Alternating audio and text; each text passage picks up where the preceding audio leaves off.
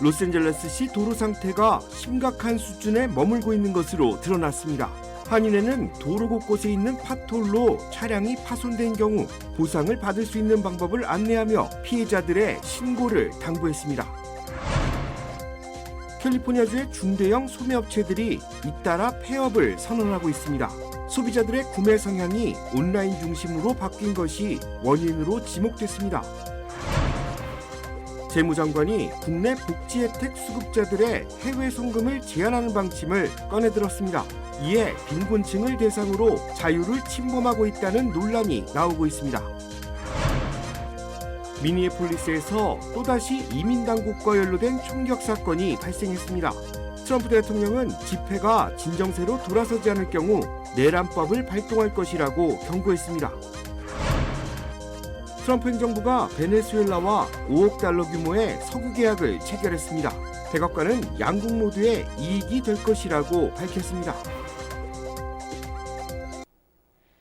시청자 여러분 안녕하십니까? KBS 아메리카 뉴스입니다.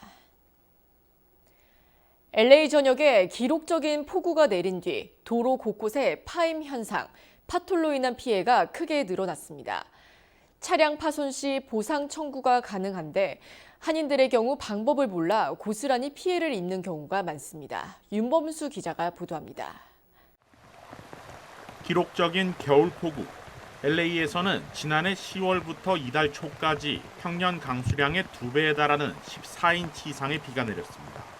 비는 그쳤지만 도로 곳곳이 움푹 파이는 파톨로 인해 타이어가 터지고 차량이 파손되는 피해가 속출하고 있습니다.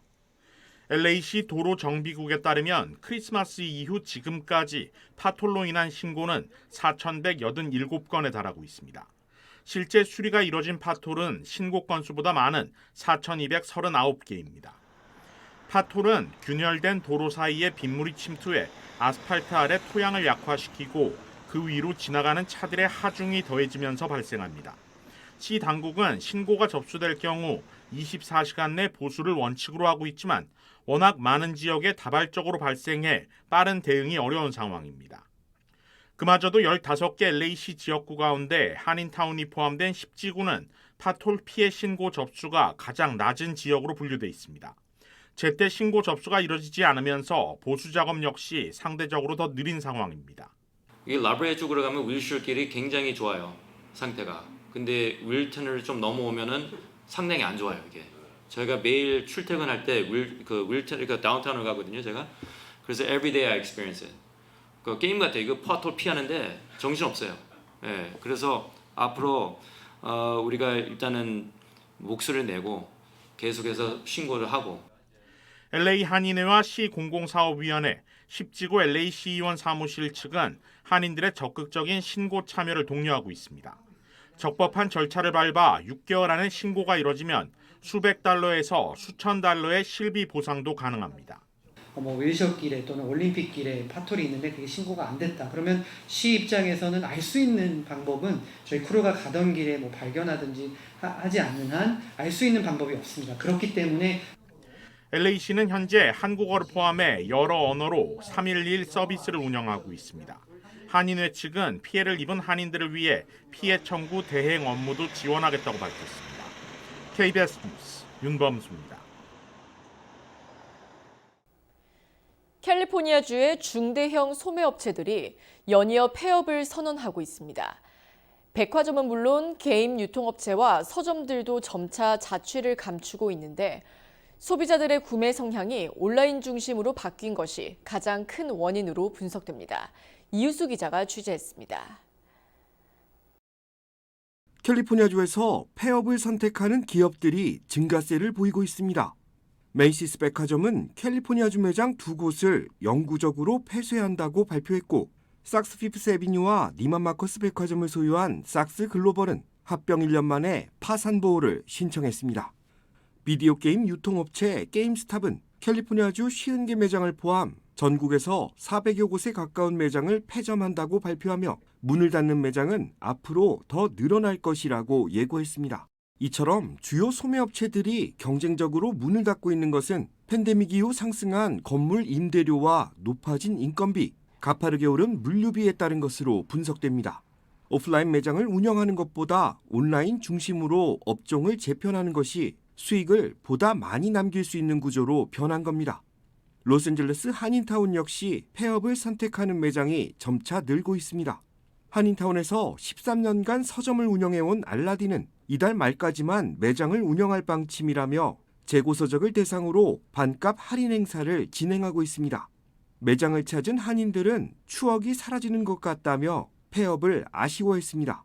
가족들이나 아이들 책도 여기서 구하러 자주 왔었는데 그 한인타운의 사랑방 같은 존재가 사라진다고 생각하니까 되게 마음이 아프고 너무 아쉽고 근처에 이렇게 한국어로 된 책방이 많이 없는데 앞으로 어디 이용해야 되나 좀 싶기도 하고. 이에 서점 측은 오프라인 매장 방문 고객이 급감하면서 더 이상 매장에서 수익을 내기 어려운 구조가 되면서 어쩔 수 없이 폐점을 선택하게 됐다고 밝혔습니다. 온라인 구매도 많이 하세요. 그래서 직접 딜리버리 받으시는 시스템이 잘 돼 있다 보니까 아무래도 북스토어를 이용하시는 게 조금 더 이렇게 힘드신 것 같아요. 그래서 수요가 줄다 보니 저희가 매장 운영이 조금 힘들게 됐습니다. 해당 서점 측은 오프라인 매장은 이달 말을 끝으로 문을 닫지만 온라인 시스템 확대를 통해 소비자들의 수요에 대응할 계획이라고 설명했습니다. 지난해 캘리포니아주에서는 8,200개 이상의 소매업체들이 영구 폐점을 결정했습니다. 이는 1년 전에 비해 12%가량 높아진 수치인데 올해 역시 오프라인 매장 확대보다는 폐업을 선택하는 업체들이 더욱 늘 것으로 전망되고 있습니다. KBS 뉴스 이우수입니다. 트럼프 행정부의 스콧 베센트 재무장관이 미국 내 복지 수급자들에게 해외 송금 제한 방침을 경고하면서 논란이 일고 있습니다.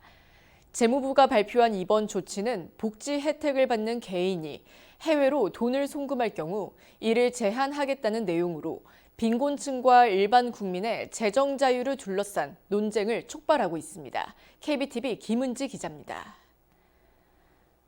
스콧 베센트 미 재무부 장관은 최근 팟캐스트에 출연해 해외로 돈을 송금하려는 개인은 복지 수급 여부를 확인해야 하며 수급자라면 송금할 수 없다고 밝혔습니다. 베센트 장관은 이어 복지 수급자가 해외로 송금한다면 두 가지 가능성이 있다.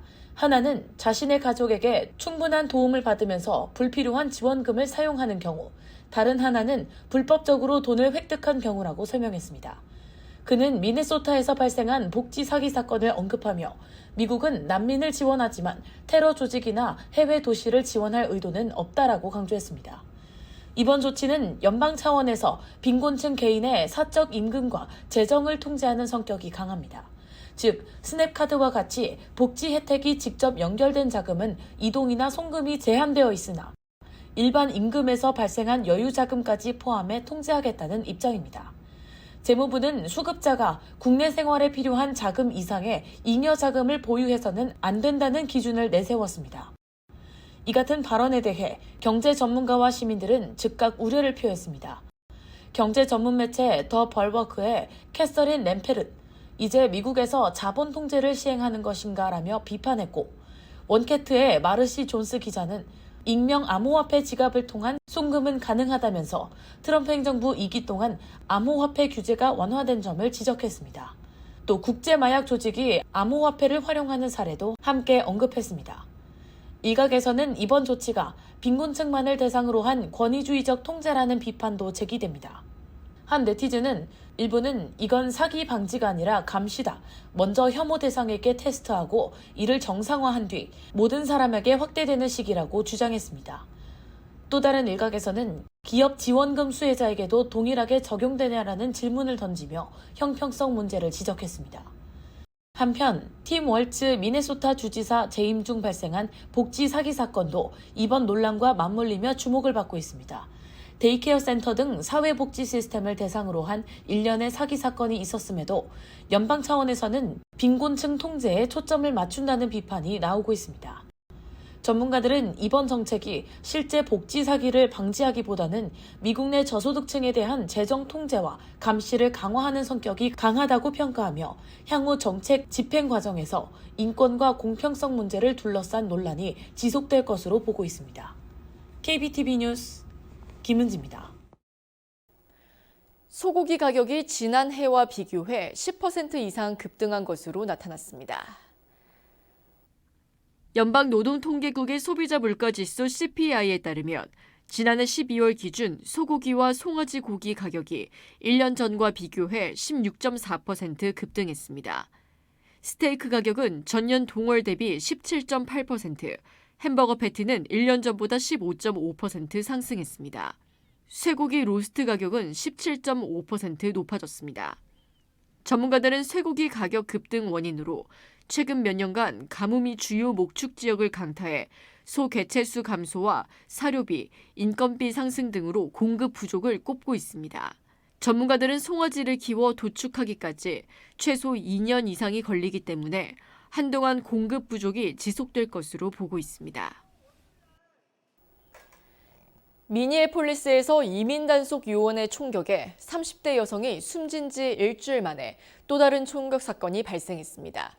이민 당국은 단속 대상으로부터 공격받아 방어 차원의 총격이었다고 밝혔는데 트럼프 대통령은 시위가 진정되지 않을 경우 내란법을 발동하겠다고 경고했습니다. 박일중 기자가 보도합니다. 자욱한 최루가스 속에서 이민단속 요원이 누군가를 체포합니다. 시위대가 물러나는데도 최루탄이 계속 발사됩니다. 현지 시각 14일 이민자 단속 과정에서 또 총격 사건이 발생한 이후 격해진 시위대와 이민당국 간의 충돌 현장입니다. 국토안보부는 단속 대상이 된 베네수엘라인이 눈삽과 빗자루로 단속 요원을 공격했고 이에 요원이 방어 차원에서 총을 쏴 다리에 부상을 입혔다고 밝혔습니다. 정당한 법 집행이라는 주장이지만 또 한 번의 총격 사건에 긴장은 고조되고 있습니다. This is already the second shooting that we've had in a week. People are scared. The atmosphere is tense. 시위가 거세지자 트럼프 대통령은 내란법을 발동할 수 있다고 경고했습니다. 미네소타의 부패한 정치인들이 법을 따르지 않고 전문 선동가들과 내란 세력이 이민 세관국 요원을 공격하는 걸 막지 않으면 내란법을 발동해 상황을 신속히 끝내겠다고 자신의 소셜미디어에 쓴 겁니다. These Democrats are deranged in their hatred for President Trump, and they are holding their state and local law enforcement hostage as a result. 내란법을 발동하면 대통령은 주지사의 동의와 관계없이 해당 지역에 주 방위군이나 연방군을 투입할 수 있습니다. 이 법이 마지막으로 발동된 건 1992년 로스앤젤레스 폭동 사태 때입니다. 뉴욕에서 KBS 뉴스 박일중입니다. 미국이 시위 강경 진압을 주도한 인물들에 대해 제재에 나서며 대이란 압박을 이어갔습니다. 걸프국들은 미국의 자제를 촉구했습니다. 김경수 기자입니다. 이란 내 처형이 중단된 걸로 알려지며 미국의 군사 행동이 일단 유보됐습니다. 백악관은 그러나 군사적 수단을 포기한 건 아니란 뜻을 분명히 했습니다. 상황에 따라 언제든 행동에 나설 수 있다는 겁니다. The president and his team have communicated to the Iranian regime that if the killing continues, there will be grave consequences, and the president received a message. 미국은 대신 시위 강경 진압을 주도한 핵심 인물들을 제재했습니다. 대상은 이란 최고 국가안보회의 사무총장과 혁명수비대 사령관 등입니다. Treasury will continue to target Iranian networks and corrupt elites that enrich themselves at the expense of average Iranian.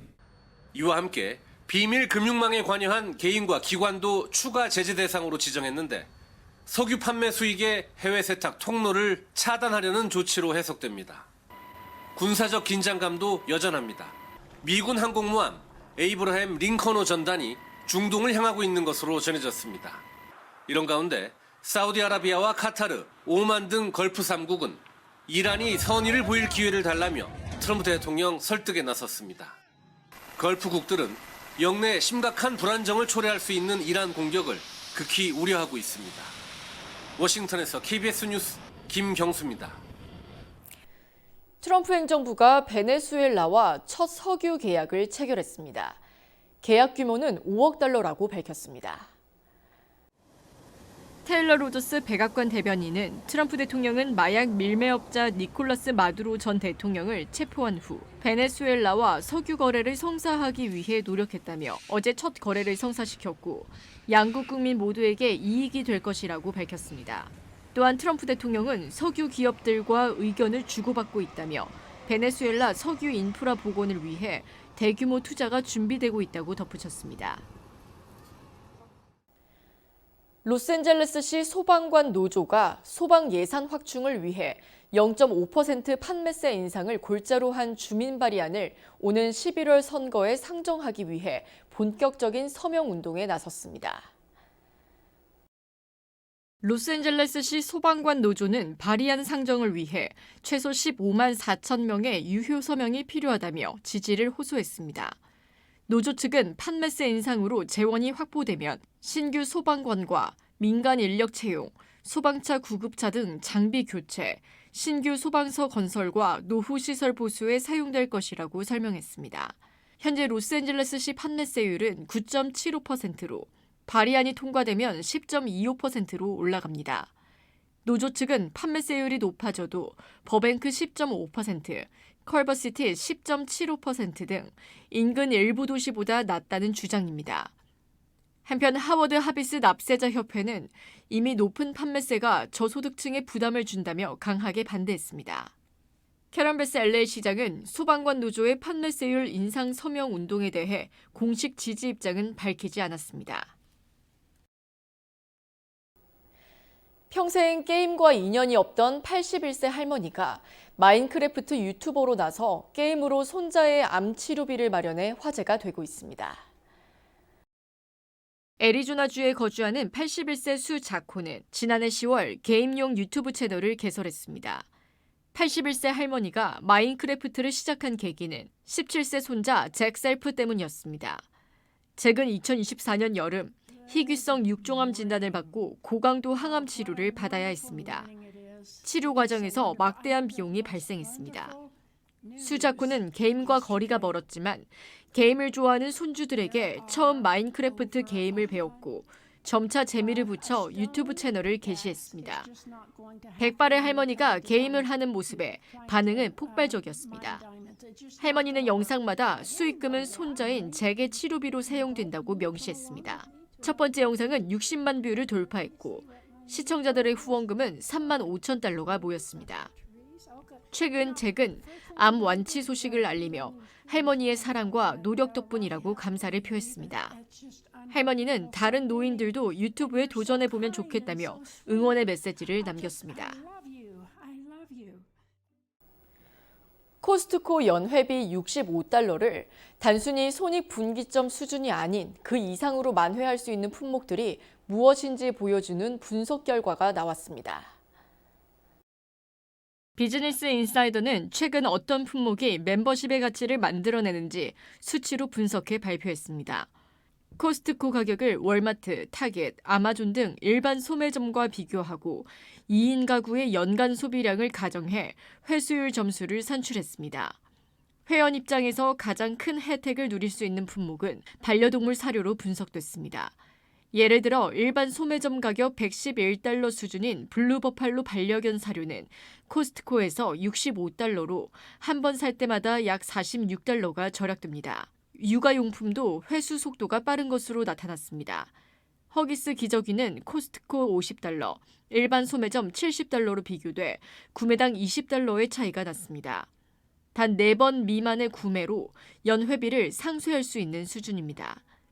식품군에서는 커피와 치즈가 대표적이었으며 베이컨, 그릭 요거트 등도 회수율 중간권에 이름을 올렸습니다. 반면 화장지, 파스타, 알러지약 등 생활용품은 단독 구입으로는 회수 속도가 느린 것으로 분석됐습니다. 비즈니스 인사이더는 코스트코 멤버십의 손익분기점이 대용량이 아니라 반복 구매 빈도와 단가 격차의 누적에서 결정된다고 분석했습니다. 남가주 충청향후회 회장 이취임식 행사가 이번 주말 개최됩니다. 이취임식 행사는 오는 17일 토요일 오후 5시 LA 한인타운에 위치한 가든 스윗 호텔에서 열립니다. 180여 명이 참석하는 가운데 33대 명원식 회장에 이어 이윤숙, 글로리아리 신임 회장이 34대 회장으로 취임합니다.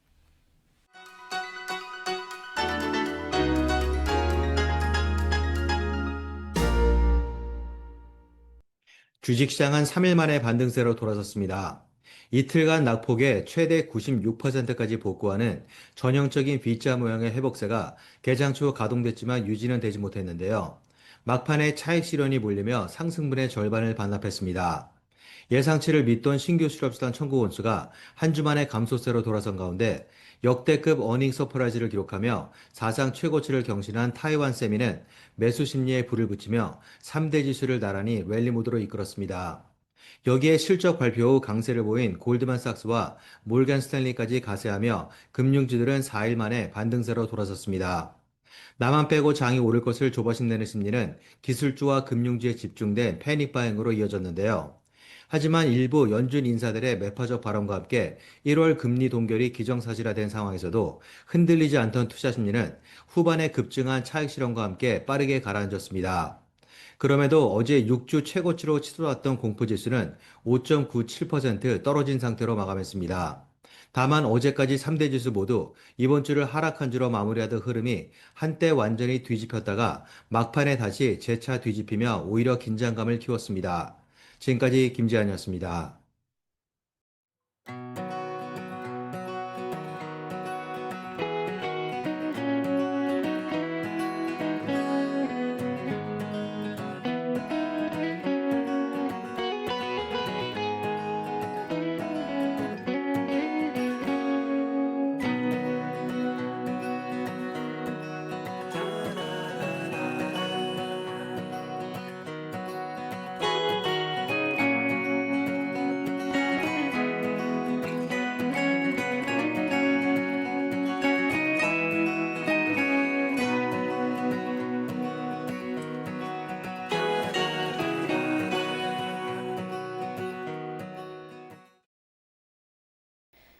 KBS 아메리카 뉴스 오늘 소식은 여기까지입니다. 편안한 밤 되시기 바랍니다.